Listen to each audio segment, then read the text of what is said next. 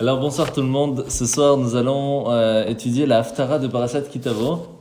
Alors Parashat Kitavo elle est très très intéressante parce que on va parler au tout début des Bikurim. Donc les Bikurim c'est les prémices, c'est les premiers cadeaux vraiment montrés à Kadosh Baruch Hu, montrés à Dieu qu'on est très très très heureux et très reconnaissant du fait qu'il nous a donné de quoi manger. Et donc pour cela on vient lui dire merci. Et on va arriver à un certain moment dans la paracha où Akadosh Baruch Hu il nous dit regarde, chaque fois que tu vas faire une bonne action, chaque fois que tu viens faire quelque chose de bien, tu vas recevoir plein de brachot, plein. Par contre, si Chaz Shalom il y a quelque chose qui ne va pas, voilà ce qui pourrait arriver. Et c'est sûr que c'est difficile d'entendre, c'est quand on va lire demain matin, Shabbat matin, Bezrat Hashem, la paracha, il y a des phrases qui sont vraiment très dures, pas seulement à dire, mais encore moins à écouter. Parce que quand on les entend, ça fait vraiment peur. Pourtant, Davka aujourd'hui, j'étais en communication avec un rav d'Anvers qui m'a dit pourquoi est-ce qu'on doit lire la parashat Kitavo toujours avant Rosh Hashanah? Quoi, pour nous faire peur, pour nous réveiller, c'est quoi? Alors oui, il y a un avis qui dit que c'est pour nous réveiller. Et il m'a ramené un autre avis, un avis très intéressant. Il m'a expliqué que, en fait, d'une certaine façon, lorsqu'on va apprendre la Torah, la partie des korbanot, la partie des sacrifices par exemple, quand on l'étudie, quand on la lit, c'est comme si on amène à ce moment-là un korban. Parce que comme on ne peut pas de toute façon maintenant l'amener, donc c'est comme ça qu'on l'amène. Alors c'est bien sûr, ce n'est pas le même niveau, mais de la même façon, quand on va lire les klalot, quand on va lire cette parashat Kitavo, avant les fêtes de Rosh Hashanah, c'est comme si Chaz Shalom kibalnu velo tzarichot. C'est comme si on a déjà reçu tous ces problèmes et il n'y a plus besoin d'autres. Donc là, c'est pour ça que juste avant Rosh Hashanah, on lit tout ça, pour nous débarrasser de tous ces problèmes, pour qu'on puisse commencer une super année. Bezrat Hashem. Je peux dire quelque chose? Bien sûr. Le rabbi Lubavitch a dit Nachon. la valeur de 98. Ah, ouais. Chazak. Alors, C'est quoi 98? explique, vas-y. Parce qu'il y a 98 en disant clairement. Et 98, la valeur numérique, c'est justement la valeur numérique de Slachlan. Et justement, ça tombe à Rosh Hashanah. À cause de ça, comme il y a deux parachutes dans la Torah qui a beaucoup d'éclats, c'est Bechukotai, justement avant Shavuot, avant Matan Torah, comme ça Dieu nous pardonne. Et c'est là, avant Rosh Hashanah, que Dieu nous pardonne. Comme ça veut dire... Parfait. Moi, si j'ai entendu, encore. Alors, donc maintenant, vous savez que la Haftara a toujours un rapport avec la paracha. Alors, de quoi va parler? Alors, on va faire d'abord un tout petit résumé avant vraiment de commencer pour vous donner une idée de quel est le lien entre la paracha et la Haftara. La Haftara va nous ramener un réconfort sur toutes ces phrases difficiles à entendre de la parashat Kitavo. Un très grand réconfort. Parce que, malheureusement, toutes ces phrases qu'on entend, pour résumer, c'est toutes les galères qui arrivent dans l'exil. Tous les problèmes qui peuvent arriver. Et donc, il y a un moment, il faut nous dire, t'inquiète pas. Tout ce qui a pu peut-être arriver, tout ce qui, Chaz Shalom, pourrait arriver, tout ça, il y a déjà un réconfort prévu après. Et à quel niveau il va être ce réconfort? C'est là qu'on va essayer de comprendre comment ça fonctionne. Alors, je crois que c'était hier ou ce matin, j'ai envoyé une petite vidéo qui expliquait que quand il y a un enfant qui a pris du feutre indélébile, qui en a mis sur les mains, qu'est-ce qu'ils font les parents? Ils vont frotter. Le fait de frotter, ça enlève, sauf que l'enfant, il a mal. Mais est-ce que le parent, il fait ça pour lui faire mal ou pour lui faire du bien? Pour lui faire du bien. Ce qui fait que de temps en temps, quand il y a des galères, c'est pas parce qu'Hachem ne nous aime pas, Chaz Shalom. C'est tout simplement pour enlever cette trace qui est sur nous. C'est pas plus compliqué que ça. Maintenant, si on comprend ça, on fait attention de ne pas mettre de l'indélébile, comme ça c'est déjà plus facile. Et même si on met de l'indélébile, il y a de l'acétone. Donc autant en profiter. Il y a des possibilités, et ça c'est la force de la tchouva. On peut, grâce à la tchouva, même effacer cette partie-là. Comment? Ça, après, c'est de l'étude vraiment de la teshuva en soi, comme on apprend dans le Tanya, les différentes façons, pour pouvoir être tranquille et ne pas avoir passé par ces souffrances.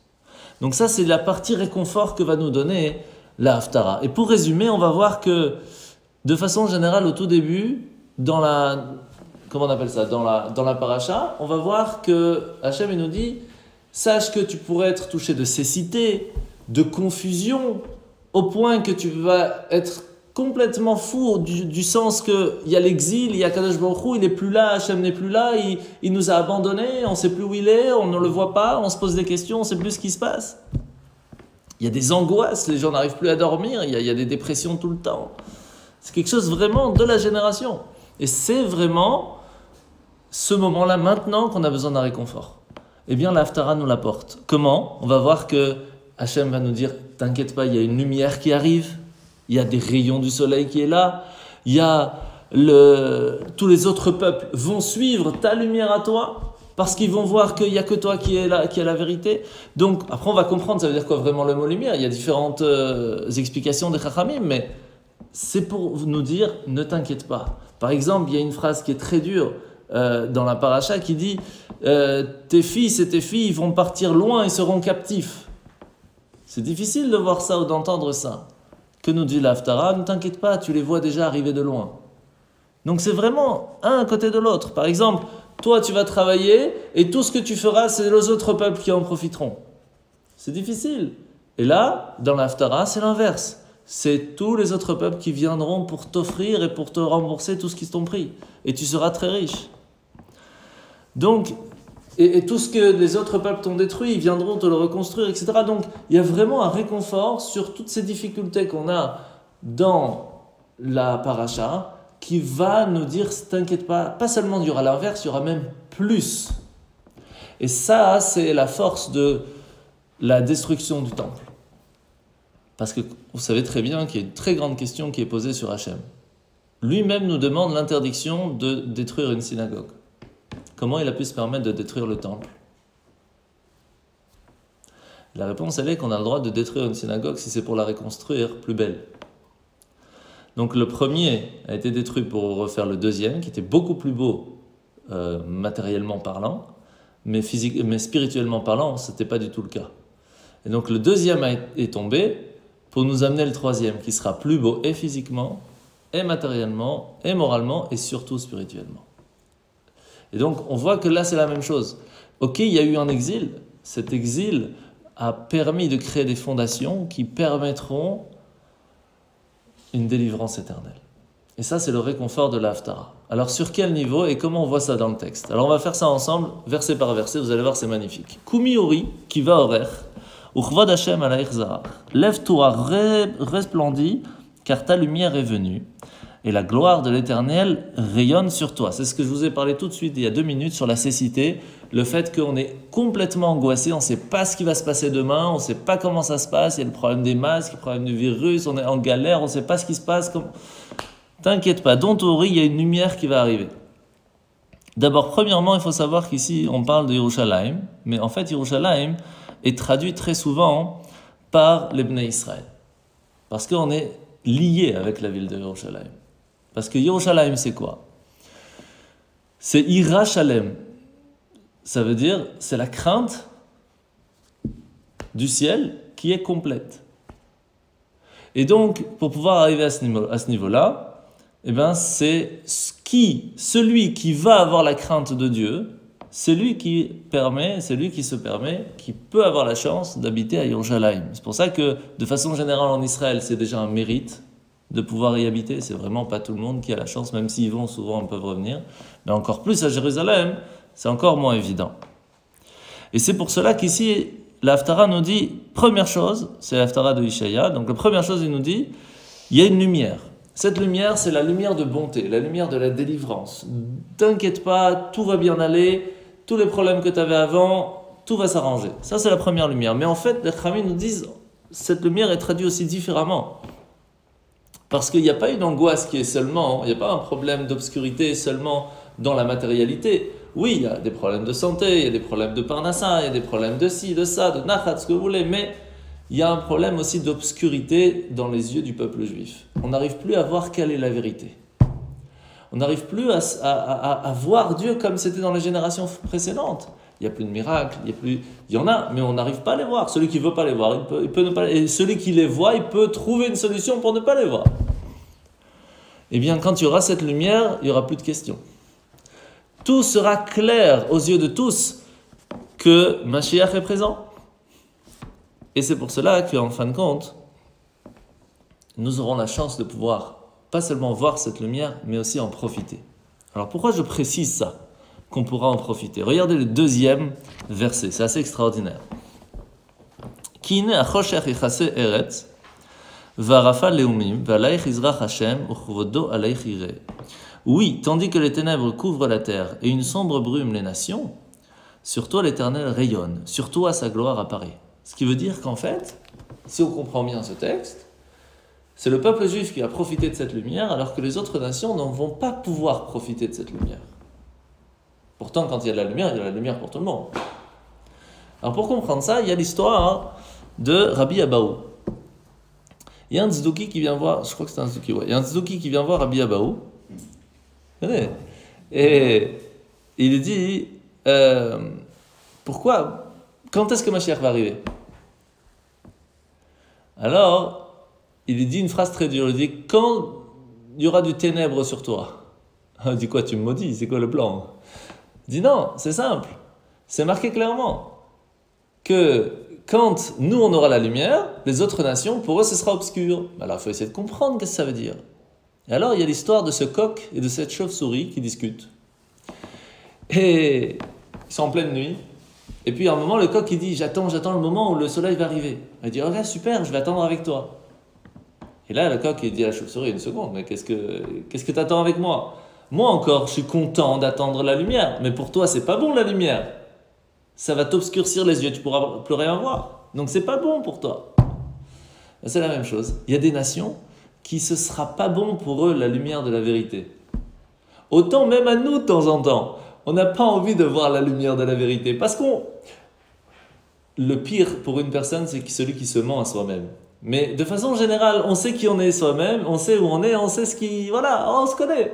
Donc, la lumière de la vérité, il y a un certain moment, à une certaine personne, ça peut être une très grande obscurité.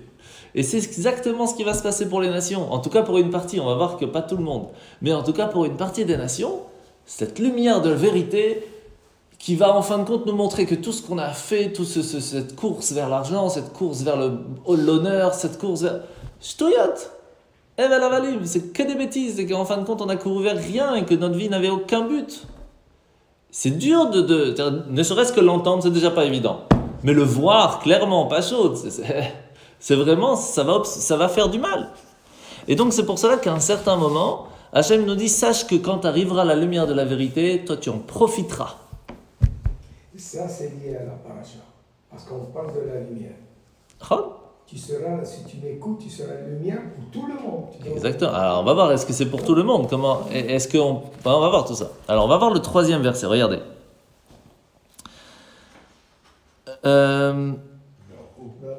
Où on est? Ouais. Valchou goïm leorer, ou melachim lenogazacher. Et les peuples marcheront à ta lumière, et les rois à l'éclat de ton aurore. Donc là, c'est un peu ce que tu viens de dire, Shimon. C'est qu'à un certain moment, on sera une lanterne en fait. On sera vraiment celui qui va permettre de montrer à tout le peuple autour de nous, vous voulez savoir la vérité? Arrêtez de chercher, elle est là. Autant que on essaye de le faire dans notre peuple, ce qui est déjà pas évident, là on n'aura même pas besoin d'aller chercher à le montrer. Ce sera quelque chose d'automatique. Comme dans de l'obscurité, on ne sait pas où aller, quand on voit la lumière, on avance. Et bien là, ça va être exactement la même chose. Et si on regarde un petit peu, on se rend compte quand même quelque chose d'assez extraordinaire. C'est que l'obscurité du monde, elle est totale. Que ce soit entre docteurs qui ne savent plus quoi penser, que ce soit à la télé, dans les trucs, ils ne savent plus, il y en a un qui dit oui, l'autre qui dit non, ils ne savent plus quoi penser. Les gouvernements, ils ne savent plus quoi faire, ils ne savent plus quoi penser, ils sont dans une peur pas possible. Et en fin de compte, les gens ne savent plus quoi faire. Et donc, il y a une obscurité totale dans le monde entier. Autant Israël a montré l'exemple au début du confinement, etc. Mais ça, c'est qu'un tout petit détail. Parce qu'on va devoir montrer l'exemple, pas seulement dans des choses qui sont, entre guillemets, matérielles, physiques, santé. Non. Sur la façon de vivre en façon générale. Et plus que ça, la lumière de la vérité qui va nous amener à un monde totalement différent de ce que c'est aujourd'hui. Et il faut vouloir aussi y vivre. Ce monde qu'on est en train de parler et qui va arriver, c'est un monde qui peut faire énormément de peur aux gens. Et c'est pour ça que cette lumière pourrait être dangereuse pour certaines personnes. Oui. Donc, toi, tu expliques la Haftarah de Yeshaya pour le futur, le loin futur. Alors on va voir, est-ce que ça ne parle pas de Babel ici? Voilà. Oh, non, on va voir. C'est Ashur. Ou Ashur. Il a dit sur on va voir. C'est le roi Echiskiaou et Yotam. Avec Sancheriv et tout, on va en parler. Et chez eux, il a dit ça. Don't worry. Alors, on va continuer. Sei savi venaich ui. Alors ça c'est un pasuk très très très connu. Kulam nikbetsu baulach. Banaich merachok yaviu venotaich altzat teemana. Donc ça c'est un pasuk qui a été repris dans plusieurs chansons aussi. Tout simplement parce que ça nous rappelle ce qu'on appelle kibbutz galouyot. Ça veut dire, on va le traduire si vous voulez, lève tes yeux alentour et regarde, les voilà qui s'assemblent tous et viennent à toi. Tes fils arrivent de loin avec tes filles qu'on porte sur les bras. Alors la traduction qu'on porte sur les bras n'est pas correcte, parce que si on regarde ici, al-tzad te'emana, sur le côté. D'accord? Et les Chachamim nous précisent que c'est sur le côté et qu'ils ne se touchent pas pour nous montrer la tsniout, la pudeur que les filles ont, qui ne touchent pas quelqu'un qui n'est pas leur mari ou de leur famille. Ils sont sur le côté. Alors, on parle ici pas seulement des filles de façon générale, on parle aussi des filles qui pourraient peut-être être mariées avec quelqu'un qui n'aurait pas pu, donc il y aura, à ce moment-là, ils vont comprendre leur erreur, etc. Et tout va s'arranger, tout va se faire tout seul, il n'y aura plus de questions à se poser. Mais ce qui est intéressant ici, c'est tous vont venir. Tous. C'est quand même énorme. Est-ce que c'est possible de dire tous? Et même de loin. C'est-à-dire que même quelqu'un qui est loin, on ne parle pas ici de loin dans les kilomètres, vous avez bien compris, on parle de quelqu'un qui est loin spirituellement parlant, très loin, lui aussi va venir. Et précisément, quand on parle physiquement parlant de très loin, on parle de qui? Des 10 tribus perdues.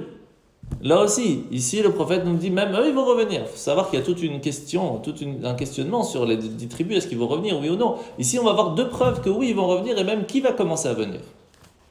Donc, nos stress, quelle que soit la personne, Mashiach arrive, on sera là. Et on va repartir en Israël. Et alors, il y a la question qui va se poser. Vous savez qu'il y a des gens, c'est marqué clairement, ils n'ont pas de monde futur, ils ne seront pas là, Mashiach, etc. On va voir si oui ou non, à quel moment, comment c'est possible de penser quelque chose comme ça. On avait parlé pendant la conférence de Mashiach aussi. Alors, regardez, c'est assez intéressant. Donc, on est maintenant en Astiri venaart ou pachad verachav levaver ki yafech alaich amoniam chel goim yaviulach. Traduction. À cette vue, tu seras radieuse, ton cœur battra d'émotion et se dilatera, car les richesses de l'océan se dirigeront vers toi et l'opulence des peuples te sera amenée. Donc, ici on parle premièrement d'une peur. Astire venat, ça veut dire attention, regarde, tu vas voir tout le monde qui arrive et il y aura une certaine peur qui arrive. Alors il y a 2 sortes de peurs. Il y a la peur parce que tout le monde arrive, donc on ne sait pas comment on va gérer. C'est une peur d'organisation, mais ça c'est pas une peur. C'est pas une peur qu'on peut pas arranger. Vous savez, il y a une phrase qui est très importante qu'on m'a appris, j'étais assez jeune, on va dire, et qui continue à m'aider encore tous les jours. C'est avoir peur ou pleurer. Est-ce que c'est bien ou pas? De façon générale, hein. Si tu peux faire quelque chose, ça sert à rien ces émotions. Fais. Bon, tu peux l'avoir à un moment parce que voilà, on est des humains, mais à un moment, stop, fais. Si tu peux de toute façon rien faire, qu'est-ce que ça change que tu pleures, ça change rien. Si tu peux, agis. Si tu peux pas, de toute façon, tu peux rien faire. Prie, qu'est-ce que tu veux faire de plus? Je dis pas que c'est facile de gérer ses émotions. Je dis, voilà. Alors maintenant, ici, on en parle d'une peur. De quelle peur on parle? Tu expliques le mot tir'i, peur? Non, pachad. Juste après. Tirer, c'est voir. C'est quand tu vois les gens qui commencent à arriver, il y a une certaine peur qui s'installe. De quelle peur on parle ici? En fait, on parle ici d'une peur que la ville de Yerushalayim va avoir, ou entre guillemets les anges, ou même Dieu va avoir, entre guillemets, ou que nous on peut avoir. Qu'on va voir des gens arriver, on se dit, mais ils sont juifs? La façon comment ils sont habillés, la façon comment ils sont juifs, ils ont quelque chose, ils peuvent se permettre de dire « je suis juif ». Et là, cette peur va partir. Cette peur va directement partir. Pourquoi ? Parce qu'à partir du moment où il y a cette neshama, il y a cette âme, quelle que soit la façon comment on est habillé, à l'intérieur de nous, on est un prince ou une princesse.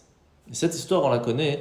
D'une fois, il y avait une princesse qui a été exilée, attrapée captive, mise en prison, etc. Toute une histoire. Après quelques années, elle revient au palais, mais avec des habits complètement déchirés. Tous les nobles la voient rentrer dans le palais. Elle est sale, elle n'est pas bien, et tout le monde se moque et tout. Et puis donc son père l'accueille, tout heureux, il va, il l'installe, il la lave, il la rhabille comme une princesse. Et quand elle revient, c'est une princesse. Et là, tout le monde se tait et sont choqués des dires et des rigolades qu'ils ont eues avant. Et c'est là que la phrase arrive, une princesse même sale restera toujours une princesse. Et là, c'est la même chose. Il y a eu cette peur en voyant ces gens arriver en disant « Waouh, Mashiach arrive, comment ça va se passer ? Comment ça va se passer ?» Et là, on va leur dire « Don't worry. Un prince reste un prince, une princesse reste une princesse, même si tes habits sont sales, il suffit de les laver et tu seras au top. » Et donc c'est une peur qui, d'une certaine façon, on ne peut rien faire. On ne peut rien faire, c'est-à-dire que la vie est déjà passée. Quand on arrive à Mashiach, vous allez voir bientôt, quand tu arrives à Mashiach, zéro, finito, on ne peut plus évoluer. Ce qu'on a fait, on peut profiter de ce qu'on a fait avant, c'est fini après. C'est comme quelqu'un, entre guillemets, parce qu'on a toujours la possibilité d'évoluer dans la vie, mais de façon générale, quand on a eu un diplôme, on peut l'utiliser. Il y a un moment, quand on arrive, si on n'a pas le diplôme, on ne peut pas avancer. Ou alors, il faut que tu repartes à l'école pour pouvoir trouver, etc., et avancer. C'est la même chose. Il y a un moment, quand tu arrives à Mashiach, ce que tu as eu comme diplôme avant, tu peux l'utiliser après. Après, zéro, nigma. Et c'est pas évident, parce que, comme on va voir plus tard, il n'y a plus de guéroute, il n'y a plus de conversion après quand Mashiach arrive. Parce que la vérité est là. Qu'est-ce que tu veux ? Non, on a compris que tu veux te convertir maintenant, tu as vu la vérité, c'est facile. C'est dans les difficultés que c'est difficile. Quand tu vois que c'est difficile et pourtant tu te bats pour.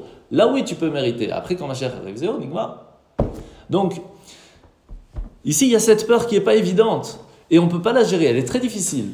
Et pourtant, on nous dit, don't worry. Parce qu'en toi, il y a quelque chose. Ce quelque chose fera que tu seras toujours accepté. Et là, qui va arriver alors ? Parce qu'il y a le peuple juif qui va arriver, oui. Mais il y a d'autres personnes qui vont vouloir arriver. Est-ce qu'ils vont être acceptés, oui ou non ? Et là, regardez bien, il y a des nations qui vont arriver du sud. Il y a des nations qui vont arriver du sud-est. S'ils vont accepter. Il y a des nations qui vont arriver de l'Est, mais pas des autres endroits. Les Chachamim nous expliquent que, en fait, ici on parle en grande partie, je précise, en grande partie, de Ishmaël. Qui eux, le fait qu'ils ont déjà cet attachement, ils ont la Brit Mila, ils ont quand même quelques petites choses, ils vont plus facilement accepter le fait que Mashiach arrive et que c'est le peuple juif qui est là. À la différence d'Édom. Ça c'est bizarre. Non, c'est pas bizarre, Non, ça a toujours été. Parce que je trouve moi le contraire. Mais parce qu'on vit dans la génération contraire. Mais regarde les 3000 dernières années. Ah, bon. Ah oui, il ne faut pas regarder sur une centaine d'années. C'est le frère d'une maman juive. Exact, c'est ça la grande question. C'est ça la grande question. Mais la différence, c'est que quand tu regardes, spécifiquement Ishmaël, il est appelé Pnei Adam. Oui, Nana. C'est-à-dire que Péré Adam, ça veut dire il est quand même appelé une personne par quel mérite ? Le mérite qu'il a la circoncision. C'est tout. Rien que ça. C'est-à-dire que d'autres peuples sont appelés des sauvages comme un animal, comme un animal sauvage, etc. Mais Ishmaël, même avec toute sa sauvagerie, etc., Péré Adam. Peut-être pas le top, mais il y a Yesh Mashou. Mais c'est pas positif, Péré Adam. J'ai pas dit que c'était positif, mais il y a quand même le mot Adam. Par quel mérite le fait qu'il y a la Brit Mila ? Il y a quelque chose. Il y a quelque chose. Maintenant, est-ce que Édom va accepter, oui ou non ? Parce que ça ne veut pas dire que tous les Ishmaël vont accepter, attention. Ceux qui accepteront le joug de Mashiach, eux, ils pourront rester. Sinon, ça ira pas de toute façon. Mais dans Édom, il y aura beaucoup moins d'acceptation. Beaucoup moins d'acceptation. Alors maintenant, ça ne veut pas dire qu'il n'y en aura pas, attention. Mais alors, Shifat Gmanim Techaser, Biche Midian Ve'efa, Kulam Mishva Yavo, Zahav, Ulvona Isaou, Teilat Hashem Yevaseru. Ici, de façon générale, vous allez voir, c'est très simple, on ne va pas rester trop longtemps sur ce verset. Tu seras inondé d'une multitude de chameaux, le 6. sera inondé d'une multitude de chameaux, de dromadaires, partis de Midian et d'Epha. Voici venir tous ceux de Saba, apportant l'or et l'encens, proclamant les louanges de l'Éternel. En fait, ici, on est tout simplement en train de rappeler le fait qu'à ce moment-là, les nations vont se réveiller et vont amener plein de cadeaux à Yerushalayim pour faire plaisir à Dieu et plaisir à Mashiach et plaisir au peuple juif. C'est la première partie, parce qu'on va plus ou moins répéter un peu différemment un peu plus tard. Vous allez voir que ce n'est pas la même façon de donner le cadeau. Ici, surtout, ce qui est intéressant, c'est par rapport aux enfants de Saba, parce que c'est marqué qu'après, ils vont repartir chez eux pour raconter ce qu'ils ont vu. Et là, c'est un des plus grands cadeaux. Pourquoi ? Parce que c'est ce qu'on appelle Kiddush Hashem. Pachout Kiddush Hashem. Ça veut dire la force de pouvoir avoir réussi à montrer l'exemple aux autres nations. Et que eux-mêmes vous raconter aux autres, voici ce que c'est un juif. Là, on a tout gagné. C'est ce qu'ils a vraiment Kiddush Hashem. Autant Chilul Hashem, c'est très facile. Il suffit de, je sais pas moi, comme on a déjà parlé à l'hôtel et où on a piqué une serviette ou autre. Et ben après, il dit, t'as vu les juifs, ils ont pris, etc. La même chose, quand on est quelque part et qu'on a reçu peut-être un peu trop d'argent quand on a acheté et on va, on rend la monnaie et que lui dit, t'as vu, lui, il est un juif, il a rendu. Kiddush Hashem. Et ben là, ce Kiddush Hashem va être extraordinaire. Et ce message va se répandre très facilement et très rapidement. Et ça va rappeler au monde qu'on est une lanterne, pas shoot une lanterne, la lumière de la vérité pour tout le monde. Après, ouais. Alors après, c'est marqué Kol Tson Kedar et Kapsulach. Et les Nevayot Yeshar Tuner. Ya'alou al Ratzon Misbechi uvet Tifarti Afael. Donc c'est les brebis de Képar, donc c'est Kedar, bon ils ont bien traduit, s'entassent sur tes murs, les béliers de Nevayot s'offrent à ton usage, ils montent sur mon autel en sacrifice agréable, ainsi je glorifierai ma glorieuse maison. En fait, pourquoi on précise Kedar et Nevayot ? Tout simplement parce que c'est les meilleurs. Et quand on vient pour donner un cadeau à Hachem, ça doit être le meilleur. C'est tout, c'est pas plus compliqué. Et à ce moment-là, ils vont venir d'eux-mêmes. Tout va se faire facilement, tout va s'organiser tranquillement, tout sera le meilleur pour Hachem. Sauf que vous savez très bien que quand on regarde les Haftarot, il y a quelques semaines, il y a eu une Haftara très dure où le Navi, le prophète, il a commencé à dire au peuple juif, mais j'en veux pas moi de tes korban.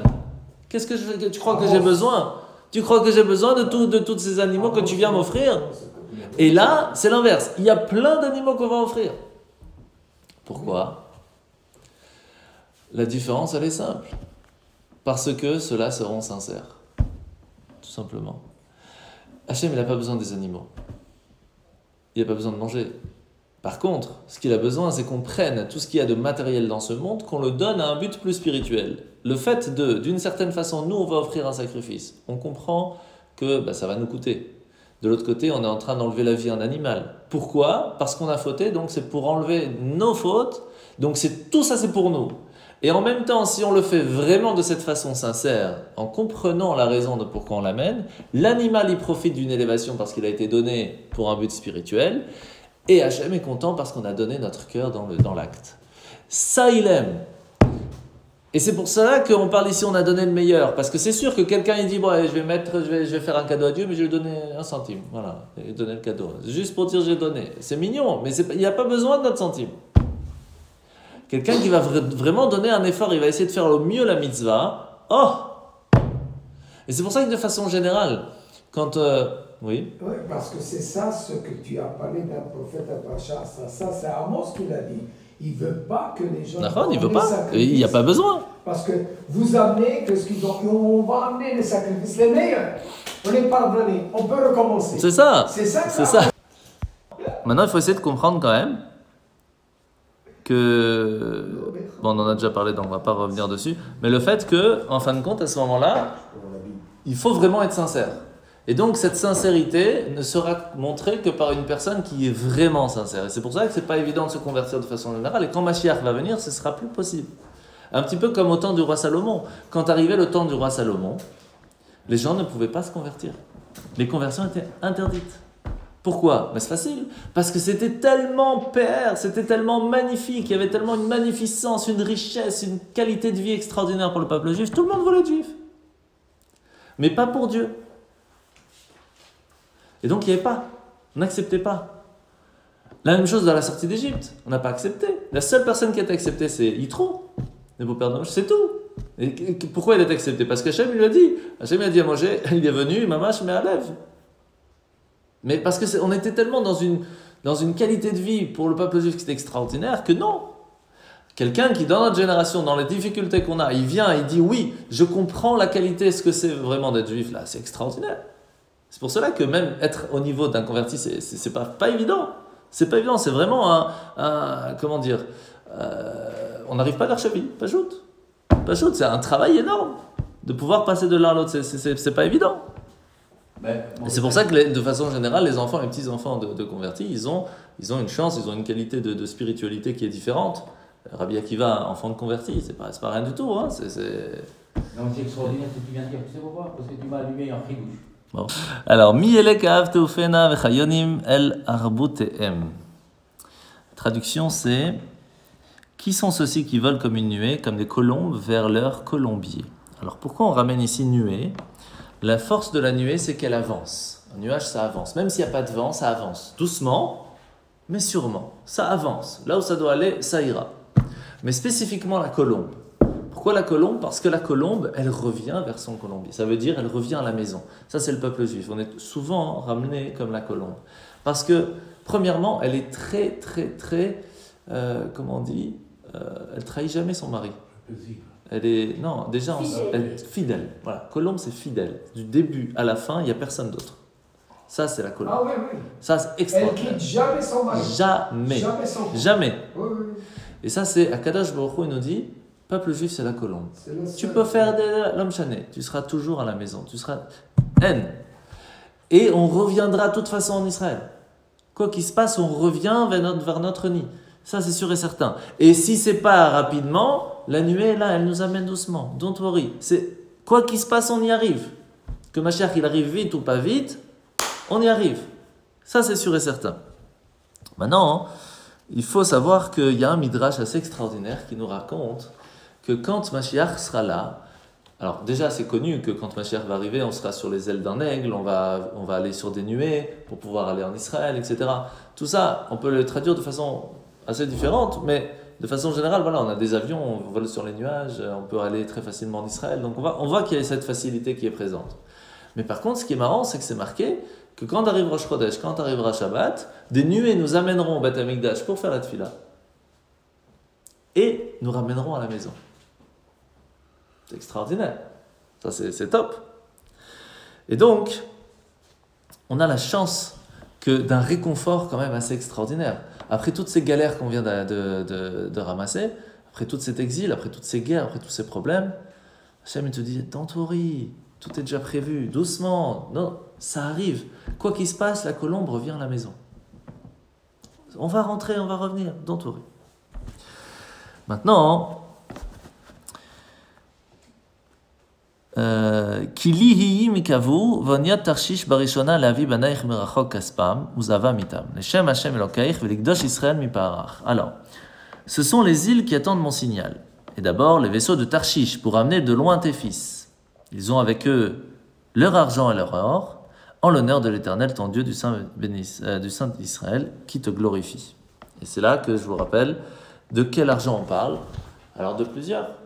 De l'argent qui a été volé par nos ennemis, qui vont être ramenés, pas en cadeau ici, vont être ramenés en « pardon, excusez-moi, voilà ce qu'on vous a pris sans permission ». Et ça va venir de où? Ici, on parle des fils d'Hachem qui vont revenir vers Hachem, vers Israël. Ici, on parle des 10 tribus. Et ces 10 tribus-là, de retour des fils d'Hachem qui vont revenir. Et qui vont être les premiers? Tarshish. Tarshish, c'est 2 tribus. De façon générale, c'est Yosef et Gad. D'accord? Et de façon générale, Tarshish est traduit comme l'Afrique. De façon générale, je précise. Et donc, des 10 tribus, les premiers qui vont revenir, c'est Yosef et Gad. Alors, pourquoi Yosef et Gad? Il y a plein d'avis, je ne vais pas commencer à rentrer dans l'histoire. Yosef, de façon générale, parce que Yosef, on l'appelle Yosef HaTzadik. Pourquoi? Parce que tout simplement, vous savez, dans la Torah, il n'y a pas beaucoup de tzaddik. D'accord? Il y a Noach et Yosef. Zéro. Pas chercher loin. Pourquoi? Parce que Noach, à la différence des autres faisait attention, alors que tout le monde allait avec la femme et l'homme de l'homme, eh bien, lui, il faisait attention de rester avec sa femme. Yosef, Yosef, qu'est-ce qu'il a de spécial? Quand il est arrivé dans la maison de Potiphar, il y a la femme de Potiphar qui a essayé de le séduire, et il a dit non. Donc, chaque fois qu'on a une épreuve de relation sexuelle ou non, quand on gagne cette épreuve, on est appelé tzaddik. Pour pouvoir être dans les premiers à revenir vers Israël, entre guillemets, pour être dans ce premier bateau, travailler là-dessus. Travailler sur cette partie-là qui n'est pas évidente, travailler là-dessus, c'est cette première partie. Deuxième chose, c'est Gad. Gad, Gimel Dalet, où on voit tous les jours, sauf Shabbat et les fêtes, où vous voyez tous les jours le Gimel et le Dalet. Très simple. Sur vos téphilines, vous avez un shin à 3 têtes et un shin à 4 têtes. Gimel, Dalet. Gad était très spécial dans sa façon de mettre les téphilines. Il ne parlait pas jamais entre la téfiline de la main et la téfiline de la tête. Il avait cette force que de toujours faire attention au kavod, à l'honneur des téphilines. Une des choses qui nous protège pour ne pas avoir de problème avant que Mashiach arrive, et de réussir à pouvoir être dans les premiers, à réussir à arriver avec Mashiach comme il faut, kavod la téfiline. Kavod la téfiline. Très fort. Et Chine aussi, de la tête, elle présente de Gematria 300. Et ça, c'est Yetzer, ça. 300, dans toute l'année, on met 300 jours la tefilin. Kalakavod, ça je connaissais pas. 65, donc 52 Shabbatot, on ne met pas. Ok. Et 13 des fêtes, on ne met pas. וואו, 300, יפה, תודה רבה לחידוש, לא ידעתי, חזק. כל הכבוד. אני ידעתי le shin c'est 300 et le mot yetzer, donc yetzer tov, yetzer hara, c'est 300 aussi. Et donc quand on met tefillin, on a ce contrôle sur nos sens. Mais ça, c'est חידוש, כל הכבוד. זה לא שלי. מה זה שלי? זה התורה, מה? ברוך השם, לא, זה ממש כיף ללמוד. כל הכבוד, כל הכבוד. כן, ברוך השם. Alors maintenant, on va parler du petit clin d'œil qu'on a parlé tout à l'heure, au verset Yud. Au pitro sharaich tamid yomam valayla, c'est celui-là? Non. Où est-ce qu'on est? Alors, et les fils de l'étranger bâtiront tes murailles, et leurs rois te serviront, car si je t'ai frappé dans ma colère, dans ma bonté, je prends pitié de toi. D'abord, ici, il faut comprendre qu'il va y avoir un volte-face très rapide de changement de vue des autres peuples envers le peuple juif. Mais, tchic-tchac, à la seconde, tout va changer. En une petite seconde, tout va changer. Et autant, 30 secondes avant, ils étaient prêts à détruire Jérusalem, 10 secondes après, ils sont prêts à tout reconstruire. Et ça va se faire en un clin d'œil. Et c'est ça ce qu'on a parlé, que Mashiach, quand il va arriver, c'est un clin d'œil.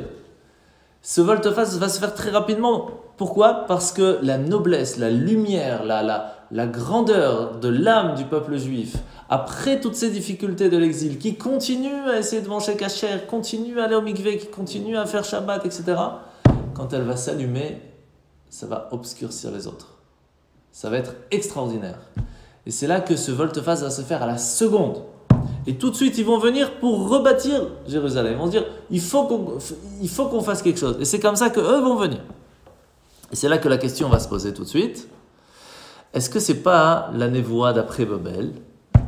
Est-ce que, après Ashur, là, ça les a parce que c'est quoi le problème? La question que nous, on doit savoir maintenant par rapport à tout ça, c'est, est-ce que toute la prophétie qu'on vient de lire, est-ce qu'on est sûr qu'on parle ici de Mashiach qui va arriver dans pas longtemps? Ou peut-être c'est une prophétie qui a déjà été après la reconstruction du temple, entre guillemets? Est-ce qu'après Babylone, tout ça, on revient en Israël? Et donc tout ce qui est marqué ici a déjà été fait, donc ça ne nous parle pas en fait. La réponse, elle est que ça ne parle pas du tout d'avant. Pourquoi? C'est très simple, c'est le détail qu'on vient de dire. C'est quoi? Que les non-juifs vont venir rebâtir eux-mêmes Jérusalem. Ça, il n'y a pas eu. Et l'inverse, ils sont même venus essayer de nous embêter, il a fallu mettre des gardes, je ne sais pas si vous connaissez un peu l'histoire, mais c'était pas du tout évident à reconstruire. Alors que là, c'est l'inverse, c'est eux qui vont venir. Donc ce qui veut dire que tout ce qu'on est en train de marquer, c'est pour nous, Et ça peut être à chaque seconde. À chaque seconde, un volte-face kacha. Voilà, ça correspond à la fin. Oui, on n'est pas encore à la fin. Ah, Shnéa, oh là, tu vas juste doucement. Après, où est-ce qu'on est 11, c'est ça? Ouais. Et tes portes seront toujours ouvertes. Ni le jour ni la nuit elles se fermeront pour laisser entrer chez toi les richesses des nations, leurs rois marchant à la file. Ça veut dire qu'à ce moment-là, on n'aura aucun stress. Porte ouverte, c'est pas shoot, tranquille. Aucun problème, il n'y aura plus de problème de sécurité, plus de problème d'anxiété, rien. Comment je chaim baaretz, akol patuach, kef, lachat. Baruch Hashem. Pourquoi? Car le peuple, la dynastie qui refusera de te servir, périra. Ce peuple-là sera voué à la ruine. Pas shoot. C'est où on accepte le joug de Mashiach ou haine. Le temps de Mashiach sera un monde totalement différent. C'est un monde où il y aura plus de mal. Ça n'existera plus ce mot. Il n'y aura plus cette possibilité. Il n'y aura que la spiritualité, que le bien. C'est même difficile à comprendre. Parce qu'aujourd'hui, de façon générale, dans la vie de tous les jours, on apprend beaucoup par les épreuves. Ce sera totalement différent. On n'apprendra pas comme ça. Et on le commence déjà à le sentir parce que la génération d'aujourd'hui, vous voyez qu'ils n'aiment pas qu'on leur dise non. Ils n'aiment pas avoir des défis. Ils apprennent différemment. Alors que nous, ça fait 3000 ans, on a toujours appris différemment. Et on ne comprend pas comment cette génération, on sait même, on se pose la question comment les éduquer. C'est pas facile. Parce qu'on commence déjà la génération de Mashiach. Une génération où on n'apprend pas des épreuves. On apprend différemment. Mais allez comprendre comment.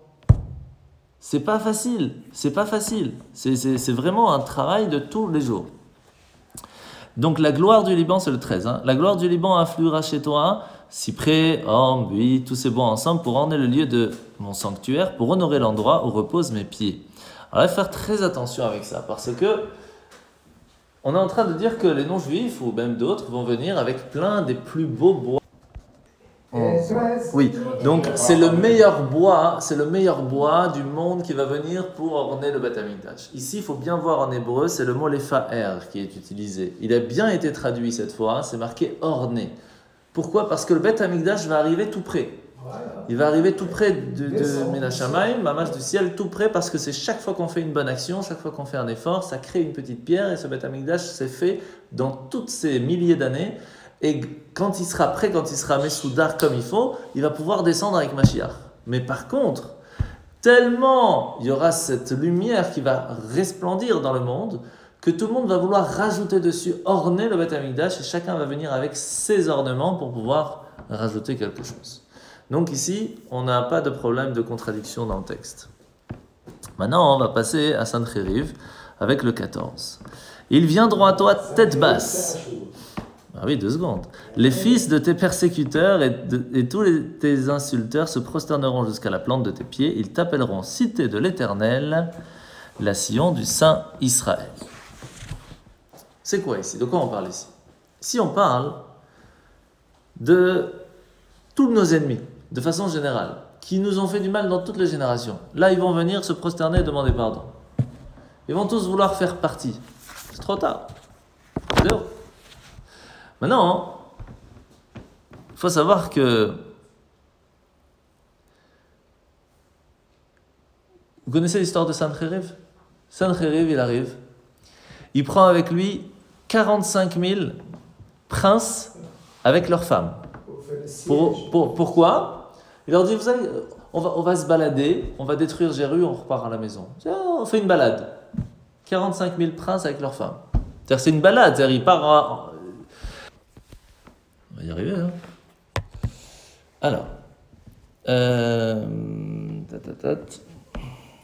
donc, 80 000 guerriers. Il va prendre à part ça 60 000 soldats avec des épées, plus des cavaliers qui vont marcher devant lui. Donc c'est quand même pas mal, hein, comme histoire. Il arrive devant la muraille de Jérusalem, il va mettre tapis sur tapis, pour vous donner un petit peu la richesse, tapis sur tapis pour pouvoir voir ce qu'il y a derrière la muraille. C'est énorme. Et puis on ne peut pas mettre que un, parce qu'il ne peut pas monter d'un coup. Donc imaginez un petit peu de quoi on parle. Énorme. Et quand il voit ça, il dit quoi? J'ai ramené toute mon armée, pourquoi? Pour une petite ville comme ça? Mais tu rigoles ou quoi? C'est ch'touillotte. Alors son général lui dit, mais viens, on y va direct. quel stress, on va tranquille, on se fait un barbecue, et puis après demain matin, tranquille. Sauf que, il y avait un homme qui s'appelait Rav Shaké, qui était un apostat. Ouais, qui était un apostat. Et lui, il a dit à Sancheriv, il a dit, à mon avis, tu as intérêt à te sauver très vite. Il dit, Malkara, t'as vu tout ce que j'ai avec moi? Il dit, une petite ville, je te regarde, je joue au billes ici. Il dit, ce soir, c'est Pessah. Ce soir, ils vont faire le Seder de Pessah. T'as pas intérêt d'être à côté, t'as pas intérêt d'essayer de faire du mal au peuple juif. Erev Pessah, c'est Laïl Shimurim, c'est une nuit où Akadosh Baruch Hu, il protège le peuple juif. Tu vas te faire allumer, tu vas rien comprendre. Mais arrête tes bêtises. Pendant la nuit, Hachem, il envoie un ange qui va détruire l'armée. Je vous raconte pas l'histoire. Tout va être détruit. Lui, il va se sauver. Quand il arrive chez lui à la maison, c'est son fils qui le tue pour prendre sa place. Un soir, Erev Pessah, Laïl Shimurim. Mais il faut dire, le roi de Jérusalem, c'était Chizkiyahu. Ah oui, pourquoi Hachem il a fait ça par le mérite de Chizkiyahu. Il a dit, c'est ta fin, tu vas mourir. Donc il va demander pardon, il va pleurer toute la nuit. Et Dieu va l'ajouter. Bien sûr, mais j'ai dit que je n'allais pas tout raconter, sinon. Voilà, mais ouais, c'est par le mérite de Chizkiyahu qui était un homme extraordinaire. Donc on voit qu'en fait, Hachem, il n'a pas besoin de beaucoup pour nous arranger l'histoire. Pour faire que nos ennemis se rampent à nos pieds, ce n'est pas un problème pour lui. Il lui faut même pas une fraction de seconde. Et il nous l'a montré avec Sancheriv. Et donc, de la même façon, quand Mashiach va arriver, on n'aura plus aucun stress. Mais quand je vous dis plus aucun stress, c'est du tout. On sera tranquille, au point que nos ennemis vont venir nous demander pardon. Maintenant, regardez le 15. Délaissé que tu es et haï et solitaire, je ferai de toi pour l'éternité un sujet d'orgueil, la joie des générations successives. Donc là, c'est vraiment, on va avoir une supériorité éternelle, ce qui n'est pas évident de façon générale. Le mot éternel, c'est pas humain. Là, ce sera éternel. C'est pas humain pourtant. Et tu suceras le lait des peuples, et tu boiras la mamelle des souverains, et tu sauras que je suis l'Éternel, ton sauveur, que tu as pour libérateur le puissant de Yaakov. De quoi on parle ici? En fait, ici, on parle qu'on va profiter des meilleures choses qu'il y aura sur terre. C'est-à-dire qu'on aura un hôtel 20 étoiles, parce que tous les rois du monde se feront tout pour qu'on puisse profiter de la meilleure chose, sans qu'on ait à se prendre la tête. Pourquoi on utilise le mot sucer? Tout simplement parce que quand la mère donne à son enfant le sein, eh bien elle aime donner à son enfant. Eh bien là, les autres peuples, les autres nations vont aimer nous donner, parce qu'ils vont comprendre que c'est une chance de pouvoir participer au don et à aider le peuple juif. Tellement la lumière des efforts et des mitzvot qu'on a réussi à faire dans la difficulté de l'exil va resplendir dans le monde. C'est extraordinaire. Le réconfort, c'est vraiment énorme. Où il y avait de l'airain, je mettrai de l'or. Où il y avait du fer, je mettrai de l'argent. Je remplacerai le bois par l'airain, les pierres par le fer, etc. C'est de quoi on parle ici? En fait, on parle ici du fait, ce qu'on a parlé tout à l'heure dans la voiture, Jonathan, que ceux qui nous ont pris des pierres, que ce soit pour les pierres de Jérusalem, etc., ou autres, parce que vous savez que Sancheriv, qu'est-ce qu'il a dit? Il a dit, mais il n'y a pas de stress, que chacun de mes soldats prenne une pierre, il n'y a plus de pierre à Jérusalem. Il n'y a plus de murailles, il n'y a plus de maisons, il n'y a plus rien. Et en fin de compte, il n'a rien pu faire. Mais il y en a d'autres qui ont réussi. Malheureusement, la destruction du temple, les Romains, les Grecs qui nous ont sauvés, il y a eu beaucoup de problèmes. C'est difficile de dire ce que et c'est pour cela que là, le prophète, il vient et nous dit, tu verras, ceux qui nous ont pris une pierre, ils vont payer du fer à la place. Ceux qui vous ont pris une pièce, ils vous en donner 150 000, ils vont vous donner à la place. Et donc, ils vont payer cher le fait de nous avoir fait du mal, très cher. Et ça, c'est quelque chose qui va aussi nous réconforter. Parce qu'à un certain moment, on a eu difficile. Mais ce qui est presque impossible à comprendre, et c'est pour cela qu'il y a une grande partie des nations qui vont ramasser sur la tête très grave, parce qu'en fait, c'est quoi? Ils vont donner double, triple à l'homme chané. C'est comme si, entre guillemets, ils veulent se racheter. Donc s'ils se rachètent, ils sont pardonnés. Sauf que, comment on peut racheter une âme? Quand tu as enlevé l'âme d'une personne, tu as Tu peux donner ce que tu veux, tu ne peux pas rattraper ça. Et encore pire pour les Romains, par exemple, qui ont tué Rabbi Akiva, les 10 martyrs, des grands sages, et même dans la Seconde Guerre mondiale, des gens extraordinaires qui sont partis. Ça, c'est pas possible. Ça, c'est pas possible, on ne peut pas racheter ça. Et ça, ce sera des sanctions très dures sur ces peuples. On n'entendra plus parler de violence en ton pays, ni de ravage, ni de ruine en ton territoire, et tu appelleras tes murs salut et tes portes gloire. Ici, c'est tout simplement qu'il n'y aura même plus besoin de murailles, plus besoin de portes, il n'y aura plus de mal, il n'y aura plus de violence, il n'y aura plus rien de tout ça.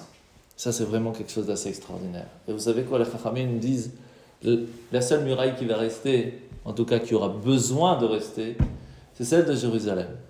Pourquoi ? Tout simplement parce qu'on en a besoin pour la halakha. Parce que dans la Torah, il y a des lois de qu'est-ce qui se passe dans les murailles de Jérusalem, comme par exemple les sacrifices, on peut les manger une partie que dans le temple, une autre jusqu'à la fin de Jérusalem, et après la muraille on ne peut plus. Donc rien que pour la halakha, on doit la garder. Mais sinon en soi, il n'y aura plus aucun besoin. Ce ne sera plus le soleil qui t'éclairera le jour, ni la lune qui te prêtera le reflet de sa lumière. L'Éternel sera pour toi une lumière permanente et ton Dieu la splendeur glorieuse. Ton soleil n'aura jamais de coucher, la lune jamais d'éclipse, car l'Éternel sera pour toi une lumière inextinguible. Ok. Et ça sera fini de tes jours de deuil. Et ton peuple ne sera composé que de justes, ne posséderont à jamais ce pays. Eux, rejetons que j'ai planté, œuvre de mes mains, dont je fais honneur. Le plus petit deviendra une tribu, le plus chétif une nation puissante. Moi, l'Éternel, l'heure venue, j'aurai vite accompli ses promesses. Donc, pourquoi j'ai lu tout ça d'un coup ? Parce que, de façon générale, on va résumer la fin. Parce que, vous savez que quand Mashiach va venir, on sait que la lune va retrouver sa taille d'antan. Vous savez qu'il y avait 2 rois, il y avait le soleil et la lune, les deux avaient la même force de lumière. Et c'est la lune qui va en fin de compte demander, c'est pas possible d'avoir 2 rois, tu veux pas, hop, tu vas être plus petite. Elle a pleuré, elle a eu les étoiles. Il y a toute une histoire, c'est pas que, voilà, il y a toute une histoire de Chodesh derrière, etc. C'est très spirituel, mais en fin de compte, elle va retrouver sa lumière d'antan. Sauf que cette lumière ne sera qu'une lumière physique. Mais il y aura une tellement grande lumière spirituelle, cette lumière qui a été cachée au moment de la création du monde, qui est dévoilée pour les tzadikim, même aujourd'hui. Vous savez, quand vous allez voir un vrai tzadik, un grand tzadik, et il vous dit, voilà, toi tu fais ci, tu fais ça, tout est mesouda. Comment il voit ça ? Mais parce qu'il voit la lumière. C'est quoi il voit la lumière ? Il voit tout, pas juste il voit tout. Nous on verra tout, on verra Hachem, on verra tout, il n'y aura plus de stress, on aura plus... Et ça c'est quelque chose d'énorme. Maintenant la question qui va se poser c'est... Tous. Oui, non ? Regardez dans le 21, c'est marqué. Et ton peuple ne sera composé que de justes. Tous, on va être des tzadikim. Eh ouais. Tous. Et si quelqu'un, il a fait exactement tout ce qu'il fallait pour que dans ce qui est marqué dans la halakha officielle, claire, il ne mérite pas la résurrection des morts. Il ne mérite pas Mashiach. C'est marqué clair dans la halakha. Il lui aussi va revenir. Clair, il va revenir. Tous des tzadikim. Il y en a certains de peuple juif, même que eux, certains, qui ne vont pas revenir. Pourtant, c'est pas ce qui est marqué, c'est marqué tous. Moi, je traduis ça, ils vont tous être fidèles. Ça, c'est sûr, mais ça, c'est plus facile quand on voit déjà la vérité. Mais là, on dit d'abord, il faut qu'ils reviennent pour pouvoir être fidèles. Mais là, est-ce qu'ils vont revenir ? Sauf qu'il ne faut pas oublier une chose très importante. C'est que nous, on est une âme qui est déjà venue Yahasra plusieurs fois. C'est un Gilgul. Donc nous, on essaye d'arranger, avec nos petits moyens, de ne pas faire trop de bêtises pour ne pas tâcher ce que les autres ont déjà fait, ce serait déjà pas mal, et d'essayer de rajouter un petit peu de lumière pour finir le travail de l'âme. Sauf qu'à un certain moment, même si nous, on n'a pas de mérite, le Gilgul d'avant, il en a, le Gilgul d'après, il en aura peut-être. Donc quoi qu'il se passe, on a un mérite quelque part dans notre âme. Donc on sera tous des tzadikim. Parce que quand on efface le mal, même si elle est petite, il y a toujours une lumière quelque part. Ah oui. C'est beau. Ça, oui. Et pour finir, je ne vais pas raconter l'histoire de Rabban Gamiel parce qu'il est tard, mais on va finir avec Be'ita Achishena, parce que tu voulais absolument qu'on en parle, et c'est vrai que c'est important. On finit avec ce mot, qu'en fin de compte, Mashiach, il va venir quand? Quand est-ce que vont se faire ces prophéties qui nous réconfortent? Il y a deux possibilités, ou Beïta ou Achishena. Beïta, ça veut dire en son temps, c'est-à-dire c'est prévu que le maximum, vous savez, c'est 6000 ans, ça c'est le max. Et encore, quand on dit 6000 ans, c'est pas vraiment 6000 ans, parce que le Shabbat, il commence pas à minuit, il commence à 7-8 heures du soir, donc c'est-à-dire qu'on est déjà maintenant, c'est déjà Beïta. Maintenant, le Achishena, c'est quoi? C'est qu'on peut faire qu'il vienne même encore plus tôt. Si, comme on dit tout à l'heure, il vient aujourd'hui, Ayom, et pourquoi il n'est pas venu? Ayom, Imbekolo Tishmao. Si aujourd'hui on entend et on fait ce que Hachem nous demande, on peut l'avoir même déjà plus tôt. Sauf qu'on a déjà vu qu'on fait déjà tout. Le Rabbi nous a dit déjà, on a déjà tout fini. Qu'est-ce qu'on attend? Ouvrez les yeux, Mashiach est déjà là. Regardez tout ce qui se passe autour de nous. Ça a déjà commencé. Ça a déjà commencé. Il ne faut pas ouvrir les yeux et se préparer. Parce que quand Mashiach arrive, comme je vous ai dit tout à l'heure, zéro. On ne peut plus gagner de points. C'est maintenant qu'on peut gagner des points. On peut faire les valises. Alors on a intérêt. Razak.